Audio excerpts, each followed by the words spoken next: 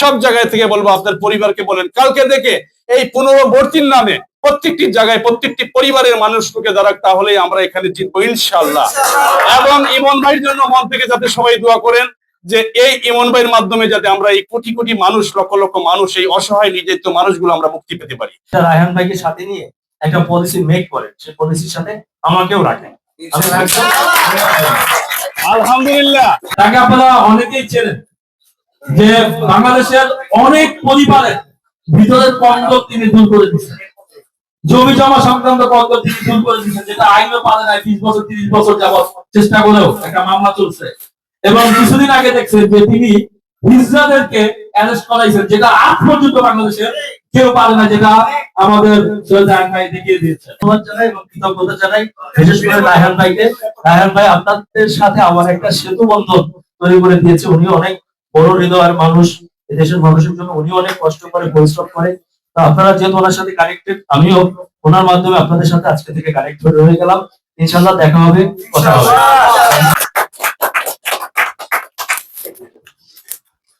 আমি ক্ষুদ্র মানুষ হিসেবে আমার কাছে আপনারা চেয়েছিলেন যে আলী আসগর ইমন ভাইকে আপনাদের মাঝে নিয়ে আসতে, আমি সেই মেসেজটি পৌঁছিয়েছি এবং আপনাদের মাঝে নিয়ে এসেছি। ধরে রাখার দায়িত্ব আপনাদের।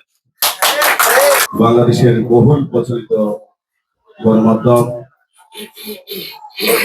এটিআর এর সিনিয়র রিপোর্টার জনাব আলী আসগর ইমন ভাই এবং আমাদের উপদেষ্টা, পাশাপাশি একজন স্বনামধন্য সমাজকর্মী জনাব সৈয়দ রায়হান ভাই সহ আপনারা যারা আছেন সবাইকে সংগ্রামী শুভেচ্ছা জানাচ্ছি। আজকে আমাদের এই সভাটা মূলত অঙ্গীকার করার জন্য যে আমরা অন্যায়ের বিরুদ্ধে লড়াই করব, যে সমস্ত জায়গাগুলিতে আমাদের অধিকার খর্ব হয় সে সমস্ত জায়গাতে আমরা স্বচ্ছভাবে রুখে দাঁড়াবো। রাষ্ট্রীয় সে সকল আইনকে আমরা অবশ্যই দেখিয়ে দিতে হবে যে এটি আমাদের জন্য নয়, এটি হচ্ছে মূলত ব্যবসায়ীদের জন্য বা পুঁজিবাদীদের জন্য। সেগুলো আমাদেরকে দেখিয়ে দিতে হবে। আমরা যদি চুপ থাকি আর ঘরে ঘরে বসে নিজে নিজে সমালোচনা করি, কোনো কাজে আসবে না। একজন ইমন ভাইরা যখন রুখে দাঁড়াবে, তখন আমাদেরকে তাদের হাতকে শক্তিশালী করতে হবে এবং তাদেরকে সাহস যোগাতে হবে, প্রমাণ করতে হবে আপনারা একা নয়, আমরা আছি। আশা করি এই বিষয়টিকে সামনে রেখে আমাদের অন্যান্য আলোচনা করবেন আমাদের বিশেষ অতিথি এবং প্রধান অতিথি। আমি আমার ছোট্ট জ্ঞানে যা বলার ইনশাআল্লাহ সবার শেষ হবে। আপনারা সকলে সহযোগিতা করবেন সুন্দরভাবে, যাতে আমরা আমাদের অনুষ্ঠানকে সম্পন্ন করতে পারি। আসসালামু আলাইকুম। বন্ধ সহ সকল অনৈতিক অর্থ আদায় বন্ধের দাবিতে উচ্চ আদালতে করা রিটকে সমর্থন জানাচ্ছে কারা? FS transport union. এবং আলী আসগর ইমন ভাই তার প্রোফাইল থেকে এই সমর্থনটা পুরো জাতির কাছে চাইছে কিনা? তো আমরা মেহনতি শ্রমজীবী স্বল্প আয়ের মানুষ যারা আছে, আমরা কিন্তু বুঝি যে আমাদের বাচ্চাকে স্কুলে ভর্তি করাইতে প্রতি বছর যে ফিটা দিতে হয়, সেটা আমাদের জন্য কতটা কষ্টদায়ক। এই জানুয়ারি মাসেও আমি আমার সদস্যদের খোঁজ খবর নিতে গিয়ে দেখেছি যে অসংখ্য সদস্য ভাইরা বলতেছেন, ভাই এখনো পর্যন্ত বাচ্চা স্কুলে ভর্তি করাইতে পারি নাই। একদিকে ঘর ভাড়ার চাপ, অন্যদিকে আপনার হচ্ছে গিয়া স্কুলে প্রতি বছর ভর্তি ফি, আমাদের উপরে মরার উপরে খারাপ না। এবং একই সাথে শিক্ষা জাতির মেরুদণ্ড, আর এই শিক্ষাকে যারা পণ্য বানিয়েছে এবং আমাদের অভিভাবকদের বানিয়েছে ক্রেতা, সেই সকল ব্যবসায়ী মরা শিক্ষাকে নিয়ে যারা ব্যবসা করতেছে তাদেরকে আমরা ধিক্কার জানাই। এবং আজকের এই সবার মাধ্যমে হাজার হাজার লক্ষাধিক একভিত্তিক চালকদের পক্ষ থেকে রাষ্ট্রকে জানাতে চাই যে এই রাষ্ট্র ব্যবস্থা যাতে করে শিক্ষাকে পণ্য বানাতে না দেয়। আমরা চাই আলী আসগর ইমন ভাই যে লড়াই শুরু করেছে, এই লড়াইয়ে শেষ পর্যন্ত তার সাথে আমরা সহযোগিতা করব। আমরা চাই আলী আসগর ইমন ভাই এইরকম আরো যত ভালো উদ্যোগ গ্রহণ করবে, ন্যায়ের পক্ষে যতদিন তিনি থাকবে তার পাশে একটা ট্রান্সপোর্ট ইউনিয়ন আছে। এই সকল বিষয়াদি নিয়েই তাকে সংক্ষিপ্তভাবে কিছু বলার জন্য অনুরোধ জানাবো।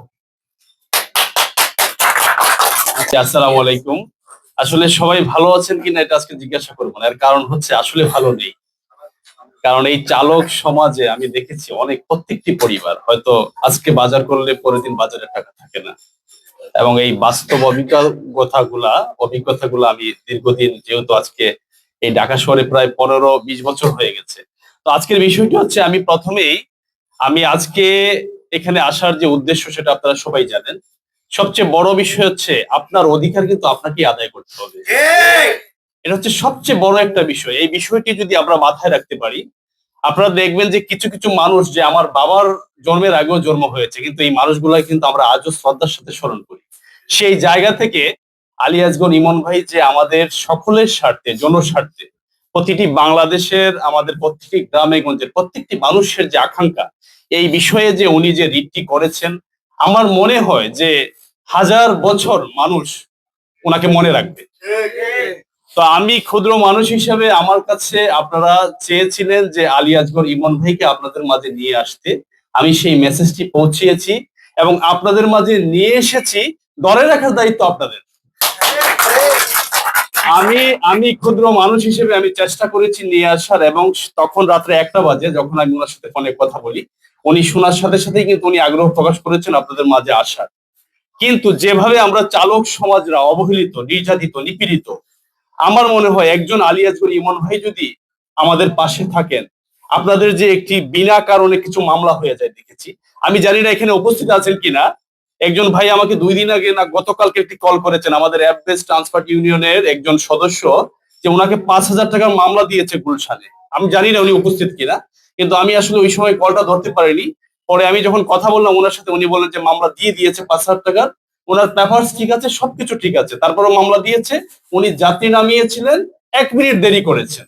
তো আমার প্রশ্ন হলো, এই দেশে আমরা দেখেছি চাঁদাবাজরা কিন্তু অবৈধ কাজ করে তারা অনেক শক্তিশালী, তা আমরা ভালো কাজ করে আমরা শক্তিশালী নই কেন? আমি জগন্নাথপুরে চাঁদাবাজ ধরলাম, চাঁদাবাজ ধরার 10 মিনিটের ভিতরে বাংলাদেশের সকল সড়ক পরিবহনের কেন্দ্রীয় নেতারা আমাকে ফল করবে। কিন্তু আমি আমার জায়গায় অটুট ছিলাম, ওনাকে আমি জগন্নাথপুর থানায় পৌঁছেছি এবং ব্যবস্থা নেওয়া হয়েছে, প্রশাসন নিয়েছে। আমাকে অনেকভাবে বলা হয়েছে যে এই ভিডিওটি যাতে আমি আপলোড না করি, আমাকে সমস্যা হবে, কিন্তু আমি আপলোড করেছি, এখনো আছে, থাকবে। আপনারা দেখেছেন যে এই ভালো কাজ করতে গিয়ে আমি 2বার অ্যারেস্ট হয়েছি বাংলাদেশে, কিন্তু আপনাদের ভালোবাসায় আমি জানতাম না যে হাইকোর্টের এবং লোয়ার কোর্টের যে জাস্টিস মহোদয় আমার প্রোগ্রাম দেখেন, আমি জানতাম না।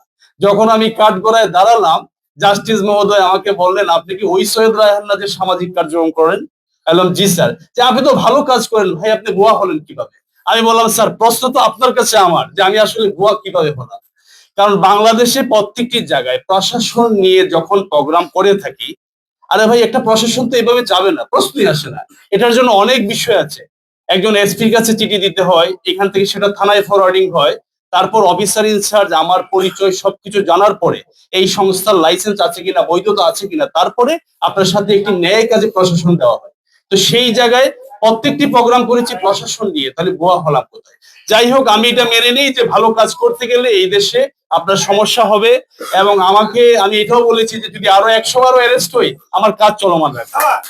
তো আমি আজকে আপনাদের মাঝে আমি সংক্ষিপ্ত আর 2 মিনিট কথা বলবো, সেটা হচ্ছে যে বিষয়টা, সেটা হচ্ছে দেখেন, আজকে আমি আলী আসগর ইমন ভাই এবং অ্যাপ বেস ট্রান্সপোর্ট ইউনিয়নের 3 লক্ষ চালক, লক্ষ চালকের পক্ষ থেকে আমি এই মেসেজটি দেশ বিদেশ থেকে যারা আমাকে দেখছেন তাদেরকে দিতে চাচ্ছি, যে আমরা শুরু করেছি, আপনারা আগামীকাল থেকে প্রত্যেকটি ইউনিয়ন পর্যায়ে আপনার অধিকার আদায় করতে গেলে, আপনার আকাঙ্ক্ষা দূর করতে গেলে, আপনারা প্রত্যেকটি মানুষ আমাদের মতো এই পুনর্বর্তী ফিল নামে যে শিক্ষাকে পণ্য বানিয়ে যে নীরব চাঁদাবাজি চলছে, শিক্ষিত চাঁদাবাজি এক কথায়, সেই জায়গাটি বন্ধ করতে গেলে আপনারা প্রত্যেকটি মানুষকে আপনাদের জায়গা থেকে দাঁড়াতে হবে। আজকে আমরা শুরু করেছি প্রতিবাদ, ইমন ভাই প্রথম শুরু করেছেন, ওনার সাথে আমরা সহযোগী হিসাবে আছি। প্রত্যেকটি জেলা পর্যায়ে ইউনিয়ন পর্যায়ে আপনারা কালকে থেকে আপনারা এটার সাথে সমর্থন জানিয়ে আপনার নিজের প্রয়োজনে আপনি সেই প্রতিবাদ শুরু করেন, আমরা ইনশাল্লাহ জিতবো। আর আমি আমাদের চালক ভাইদের উদ্দেশ্যে বলবো যে আমি বিশ্বাস করি যে গাড়ির সবগুলা কাগজ ঠিক থাকার পরেও অনাকাঙ্ক্ষিত কিছু কারণে দেখেছি যে একটি জায়গায় যদি দুইটি গাড়ি থাকে, একটি গাড়ি যদি কোনো উবার চালকের থাকে আর একটি গাড়ি যদি কোনো অন্য কোনো অফিসারের থাকে, তাহলে কিন্তু উবার চালকের গাড়িটিকে ধরে মামলা দেওয়া হয়। এই যে বৈষম্য, এই বৈষম্য দূর করতে গেলে অভিভাবকের প্রয়োজন হয়। কারণ প্রশাসন যখনই জানছে সার্জেন্ট যে উনি একজন চালক, উনি দুর্বল, ওনাকে মামলা দিলে উনি কিছু করতে পারবে না, তখনই আপনাকে মামলা দিচ্ছে। কিন্তু আপনাদের মতো চালকের জায়গা থেকে আমি শ্রম দিয়ে সততা নিষ্ঠার সাথে এই জায়গায় এসেছি। আপনারা 5 জন থাকলে, আমি যদি থাকি, আমার গাড়িতে কিন্তু মামলা করবে না। এই বৈষম্য থেকে বের হয়ে আসতে হবে। এবং আমি বিশ্বাস করি যে আলিয়াজগড় ইমন ভাইকে যদি আমাদের অ্যাপ বেস ট্রান্সপোর্ট ইউনিয়নের সাথে সম্পৃক্ত রাখা যায়, আমি বুকে হাত দিয়ে বলবো যে আমি একজন সাধারণ মানুষ হিসেবে আছি, অন্যায়ভাবে আপনাদের উপরে মামলা হবে না। চালক সমাজকে শক্তিশালী করতে হবে এবং সততা নিষ্ঠার সাথে, যেহেতু এই কাজটি খুবই কঠিন এবং আমরা অনেক কষ্ট করে এই কাজগুলো আমরা করে থাকি। আপনারা এই ব্যাপারে কি ভাইকে আমরা পাবো, এই অ্যাপ বেস ট্রান্সপোর্ট ইউনিয়ন পাবে আশা রাখতে পারি? ভাই কি কথা দিচ্ছেন, শ্রমিকদের সাথে আছেন? আলহামদুলিল্লাহ। তো আমি আমার যে স্বপ্ন ছিল, আমার যে আশা ছিল যে আজকে আমি আপনাদের মাঝে ওনাকে উপস্থিত করতে পেরেছি, এটাই ভালো লাগছে। আর সবসময় ভাই একটু ভয়ে থাকতে হয়, আসলে মামলা সবসময় আতঙ্কিত থাকি যে মামলা হবে।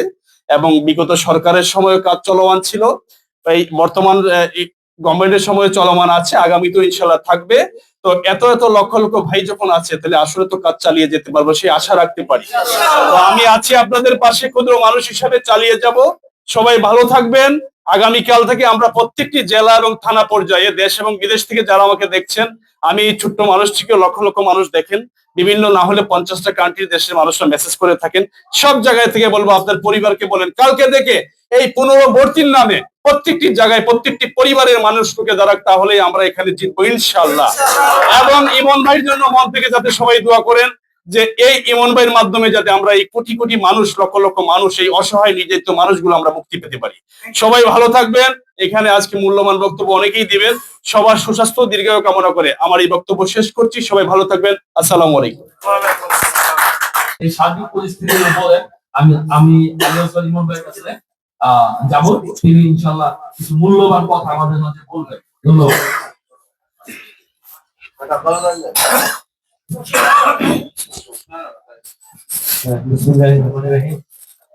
আজকের এই অনুষ্ঠানটির জন্য যখন সৈয়দ রায়হান ভাই আমাকে ফোন করে, বলে যে ক্ষুদ্র কিছু মানুষ একটু আপনার সাথে দেখা করবে, আমরা একটু সবাই বসবো, একত্রিত হবো। আমি এখানে এসে দেখলাম যে আসলে এই মানুষগুলো ক্ষুদ্র না, ওদের কলিজা পাহাড়ের চাইতে বড়, অসম্ভব বড় কলিজা। বাংলাদেশে আমি যে স্লিপ দিয়ে চাঁদাবাজি রাস্তার মোড়ে মোড়ে, এটাই আমি প্রথম ধরা শুরু করি। বাংলাদেশের মানুষ জানতো না যে এটা চাঁদাবাজি। রাস্তায় গাড়ি মোড়ে একটা স্লিপ দিলে সবাই টাকা দিয়ে দিত, এখনো দেয়, কিন্তু দিলেও অন্তত 10টা প্রশ্ন করে তারপর দেয়। কারণ এখন মানুষ বোঝে যে এটা চাঁদাবাজি। আমি এই ক্ষুদ্র মানুষটা এটা করতে পেরেছি যে মানুষকে বোঝাইতে পারছি যে হোয়াট ইজ চাঁদাবাজি, এটা চাঁদাবাজি। এটা সিটি কর্পোরেশন পৌরসভার নামে যেটা হয়, এটা 100% চাঁদাবাজি, এটা কোন রকম সরকারি বৈধতা নেই। মানুষ এটা এখন জানে এবং বিশ্বাস করে। আর এই কাজটা করতে গিয়ে আমি 11 বার হামলার শিকার হয়েছি। আমার হাঁটুতে এখনো মায়ের দাগ আছে।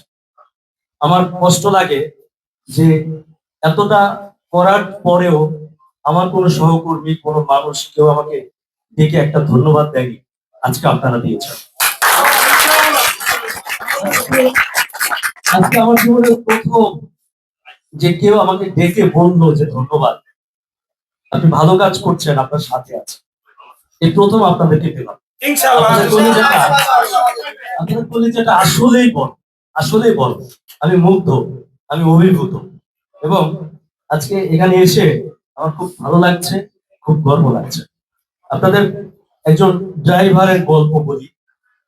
আমি গত বছর, আগের বছর রমজান মাসে বাংলাদেশের একজন ড্রাইভার, তিনি দুবাইতে গাড়ি চালায়। তার নাম হচ্ছে সুরজ মোল্লা। সে সুরজ মোল্লা রমজান মাসের 15 রমজানে ব্রেন স্ট্রোক করে। দুবাইতে হসপিটালে চলে যায়। তার স্ত্রী, তার দুটো সন্তান আছে, ঢাকায় দোহারে বাড়ি। সেই স্ত্রী দালালের সাথে কন্ট্যাক্ট করে সেই লোকের দুটা চোখ আর দুটা কিডনি বিক্রি করে দেয় দুবাইতে 1.5 কোটি টাকায়। তখন এই যে ড্রাইভার সাহেব সুরজ মোল্লা, তার বাবা মা এসে এটিএম বাংলায় আমার কাছে কান্নাকাটি করে 4 দিন টানা। আমি বললাম যে কাকা কি চান? বললো আমার ছেলের লাশ আমার পিঠায় দাফন হবে, এটার ব্যবস্থা তুমি করে দাও। এটা অত্যন্ত কঠিন কাজ। আমি বাংলাদেশের একজন সাংবাদিক, এই লোকটা মারা গেছে দুবাই, এবং দুবাই থেকে তার লাশ আসছে না। কেন আসছে না? আপনারা জানেন যে লাশ আসার সময় লাশ চেকিং হয়। সেই চেকিং এর সময় দেখে যে চোখ নাই, চোখ ছাড়া লাশ কিভাবে ফেরত দিবে? সে লাশ ফেরত না দিয়ে দুবাই সিটি কর্পোরেশনের মর্গে নিয়ে যায়। এবং তখন ঈদ পার হয়ে গেছে, প্রায় 1.5 মাস হয়ে গেছে। সে লাশটা কোনোভাবে আনা যাচ্ছে না, তার বাবা মা কান্নাকাটি করছে, কি করা যায়? আমি তখন বললাম চাচা দেখি কিছু করা যায় কিনা। এটার জন্য আমি বাংলাদেশ সরকারের মন্ত্রণালয়ে গিয়েছি, পররাষ্ট্র মন্ত্রণালয়ে গিয়েছি, প্রবাসী কল্যাণ মন্ত্রণালয়ে গিয়েছি, বিভিন্ন জায়গায় ধর্ণা দিয়েছি, আমাকে কেউ সহযোগিতা করে। তখন আমি একটা জিনিস জানলাম যে একজন মানুষ দুবাইতে যেতে হবে এবং সেই মরুভূমির বুকে সেই সরকারের সাথে ফাইট করে তারপর সেই লাশটা বাংলাদেশে আনতে হবে। আমি অনেক চিন্তা করে দেখলাম যে এই কাজটা আমি ছাড়া আর কেউ পারবে না। তখন সে লাশ আনতে, সুরজ মোল্লার ড্রাইভার, তার লাশ আনতে আমি দুবাই গেছি। এবং আমি দুবাইতে 9 দিন থেকে সেই যাত্রায়, পরে সুরজ মোল্লার লাশ বাংলাদেশে আনার পারমিশন পাই এবং বাংলাদেশে সেই লাশ আমি নিয়ে আসি। ঢাকা এয়ারপোর্ট থেকে অ্যাম্বুলেন্সে করে সেই লাশ দোহার নেই, তার গ্রামবাসীর সাথে জানাজা করে দাফন করে তারপর আমি আমার অফিসে আসি। এটা এটা আপনাদেরকে বললাম উৎসাহ দেওয়ার জন্য যে আপনাদের পাশে আমি অতটা আছি মনে প্রাণে। আমাকে যারা চেনে, বিশেষ করে রায়হান ভাই বলে, এখানে আরো একজন বক্তা বলেছে যে আসলে আমরা আছি কিন্তু আসলে কেউ সাথে থাকে না। রায়হান ভাই জানে যে এই একটা মানুষ যে আছি বলতে আছে, তার জীবন চলে গেলেও সে যায় না। আমি আপনাদের সাথে আসলেই মানসিক ভাবে থাকতে চাই। আপনারা অনেক বড় হৃদয়ের মানুষ। আমি চাই যে আপনাদের যে কোনো সমস্যাগুলো আমরা বসে সলভ করি, আমাকে জানা, আমার পক্ষ থেকে যতটুকু করার আমি করবো, আপনাদের সাথে থাকবো আপনাদের অনেকগুলো সমস্যা আছে, আসলে আমি এগুলো কখনো জানতাম না। হ্যাঁ, আমি যেটা জানি না সেটা নিয়ে তো আমি কখনো কথা বলতে পারিনি, আজকে জানলাম। আপনাদের রিসেন্ট যে সমস্যাটা, যে ভোগান্তির মধ্যে আছে, সেটার জন্য এটিএম বাংলাতে একটা ভালো অনুষ্ঠান আছে যেটার নাম সমাধান কোথায়। মানে যে সমস্যার সমাধান হয় না ওটার সমাধান আমরা করি। সেটা 0.5 ঘন্টার একটি ক্রাইম বেসড প্রোগ্রাম। সেই প্রোগ্রামে আপনাদেরকে নিয়ে ইনশাআল্লাহ আগামী পর্বে একটা পূর্ণাঙ্গ অনুষ্ঠান করা হবে। আপনারা এখন যা যা সমস্যার মধ্যে আছেন সবাই কথা বলবেন এবং সবার বক্তব্য স্ট্রংলি এবং স্মার্টলি প্রচার করা হবে। পাশাপাশি এটার জন্য যারা দায়ী তাদেরকে প্রশ্নের আওতায় আনা হবে। তো আশা করছি যে আপনারা থাকবেন। আপনাদেরকে আরো ধন্যবাদ জানাই। আপনারা জানেন যে আমি সম্প্রতি সময়ে হাইকোর্টে, মহামান্য হাইকোর্টে একটি রিট করেছি, সেটা হচ্ছে পুনর্ভর্তির নামে প্রতি বছর যে টাকা নেওয়া হয়। এখানে আরো কয়েকটা জিনিস আছে, এখানে শুধু পুনর্ভর্তি না। আপনার আমাকে একজন মহিলা একটা ট্রান্সমিট পাঠিয়েছে, ওখানে আমি দেখলাম তার বাচ্চাকে পুনর্ভর্তি ফি নেওয়া হয়েছে মাত্র 2,500 টাকা, কিন্তু তার সেশন চার্জ নেওয়া হয়েছে 32,000 টাকা।